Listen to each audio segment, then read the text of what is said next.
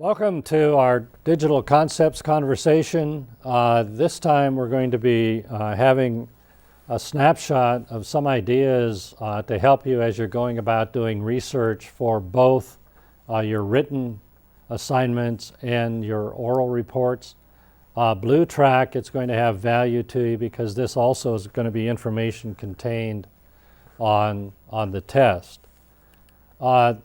Let me start off with examples of what happens when people are not effective in doing research. During the Vietnam War, an operation was conducted by special forces that went into another country. And it was a classified operation, and many years later, in the mid-'80s, Peter Arnett, who had gained quite a bit of reputation covering wars, apparently was not happy with the way he was treated as a young reporter in Vietnam and was looking for ways to embarrass the Special Forces community. He put together an article and a piece for CNN on Operation Tailwind, in which he alleged that American troops crossed into another country for the purpose of capturing defectors, and when they were on that mission they went into a village and used sarin gas. None of that was true, and as a result CNN ended up having to settle a multi-million-dollar lawsuit with people who were named in the article, and Peter Arnett, who was one of the rising stars in broadcast, was fired and is literally not seen on the broadcast stage today. Another situation more recently was the 60 Minutes reporting on the Benghazi situation. Laura Logan, who had been a reporter since 1988, and if you Google her, you see that she had won a number of prestigious prizes for her reporting. Again, in her research on this piece, she failed to get the facts straight. 60 Minutes ran with the piece that she put together, and again it was found that the facts were not correct. 60 Minutes had to run a retraction. She was fired and had to go through a long period of time to rebuild her reputation.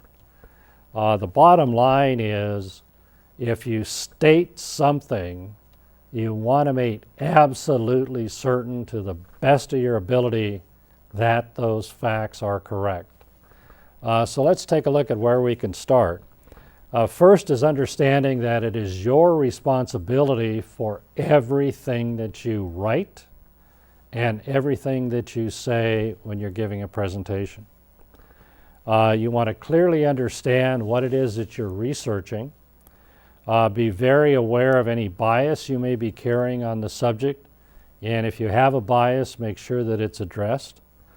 When you start to dig deeper into the subject matter, use primarily licensed databases. You have a tremendous gift that the university is providing you in our library. There are a number of absolutely outstanding librarians over there who are standing by to help assist you in doing your job. And when you're doing your research in the library, either digitally or manually, try to find dictionaries and encyclopedias that are very topic specific. Many of you are going to want to go onto the internet. Unfortunately, the internet is populated by very solid research, but it's also populated by people that wear tin hats because they think aliens are attempting to take over their brains. So remember that all the information on the net is not authoritative. You're going to want to dig back and find out where that information is coming from. When you cite a source on the internet in your papers that you provide me or in your presentations, I'm going to go back and check that site, and I'm going to want to make sure that there was research done to support the position that you're focused on. You want to get organized so that you're understanding the key search words and the strings that you want to put together before you even go on the web. And then make sure that the research is solid and that it's coming from, at best, academic sites or government sites. And then secondarily, you can go into other sites, but understand you're going to have to support the fact of their validity. Some you may go into, like a newspaper, and cite that, declaring that this is a newspaper article. There wasn't a great deal of research done on it, but the reporters are reporting the facts as they saw them at that time. That is absolutely acceptable. But don't cite that as a concrete resource for an action that you're going to engage in. So some of the tests that you can apply, when you're looking at who wrote the piece or who did the research, are they credible? And again, are they, you can check their reputations online through Google. If they're in the university, you can take a look at their standing in the university, what their publication record looks like. You want to make sure that the information that you're presenting is objective. So you want to cite all sources. You want to make sure that there are facts in place and the facts have been validated. It is permissible to have an opinion or to have a bias. Just state it as you write. In my opinion, this is inappropriate. Then people can accept or reject your opinion. You're not stating it as fact, you're stating it as opinion. Again, work very, very hard to make sure that the information is accurate, that the information is current. So accuracy, currency matters. One last tip, we take plagiarism very, very seriously here in the university.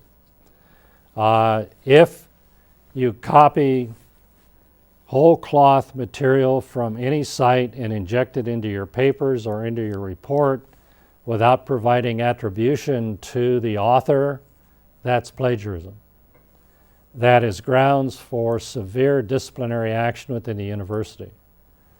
You also need to be aware that we have access to software that we can cut and paste that section into, and it'll do a database search and it'll tell us where it came from. So we may not be that quick, but our software is pretty quick. So simply don't make the mistake of copying other people's work. It is very simple. Do the research, inject the material that you find into your report, and then properly cite it, and you're going to do absolutely stellar work. I look forward to reading your projects and to hearing your reports.